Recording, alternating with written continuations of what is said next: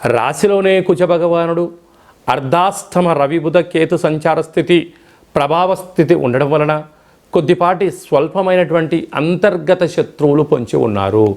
మౌనం, ధ్యానం, ఏకాగ్రత, ప్రశాంతమైన వాతావరణాన్ని ఏర్పాటు చేసుకోవడం, వీలైనంత వరకు మీ మనసుతో మీరు మాట్లాడే ప్రయత్నం చేయండి. అన్నింటా మీ మనసు మీకు సమాధానం చెప్పే పరిస్థితి ఉంటుంది. మీరు మీ మనసు మాట కాకుండా పక్కవారు అనేక మంది వారి యొక్క అవసరాల కోసం మీ బ్రెయిన్ని, మీ మనస్సును మీకు టైం ఇవ్వకుండా వాళ్ళు వాడుకునే ప్రయత్నం చేస్తున్నారు.